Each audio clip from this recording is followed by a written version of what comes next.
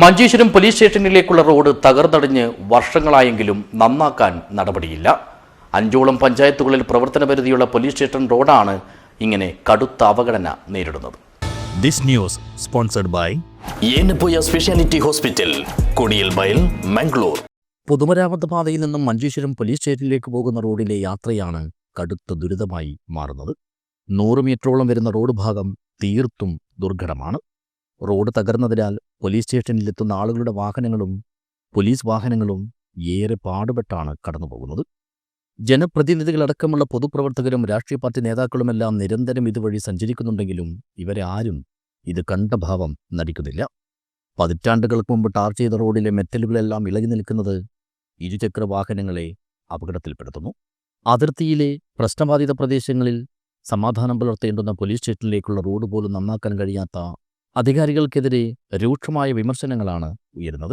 Manjeshwaram police സ്റ്റേഷൻ്റെ പോകുന്ന ഒരു റോഡിൻ്റെ കാര്യത്തിലാണ്. മഞ്ചേശ്വരം നമ്മൾ പോലീസ് സ്റ്റേഷനിൽ കയറി പോകുന്ന ആ എൻഡിൽ ഒരു റോഡ് പൊട്ടിയിട്ട് കാലങ്ങളായി 5 വർഷത്തോളമായി ഞാൻ കാണുന്നത്. പക്ഷേ മഞ്ചേശ്വരം പോലീസ് സ്റ്റേഷൻ കേരളത്തിൽ ഏറ്റവും കൊലപാതകങ്ങളും കഞ്ചാവും MDM ആയിട്ട് പിടിക്കപ്പെടുന്ന ഒരു പോലീസ് സ്റ്റേഷനാണ് മഞ്ചേശ്വരം പോലീസ് സ്റ്റേഷൻ. ആ 24 മണിക്കൂറും വണ്ടികളിങ്ങനെ ഓടിക്കൊണ്ടിരിക്കുന്ന പോലീസ് വണ്ടി ഓടുന്ന ഒരു റോഡാണ്.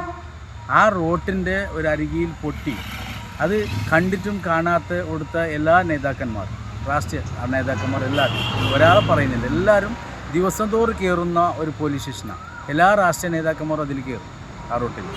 എന്നിട്ടും ഇവിടുത്തെ ഇപ്പോൾ ആ ഇത്രയും പൊട്ടിയിട്ട് പോയിട്ടുള്ള സമയത്ത് അതൊന്ന് നേരാക്കാൻ വേണ്ടിയിട്ടും ഒന്ന് കണ്ണ് വെച്ച് കാഴ്ച കാണാത്ത ഒരു കാലഘട്ടത്താണ് ഞാനും നിങ്ങളും ജീവിച്ചത്.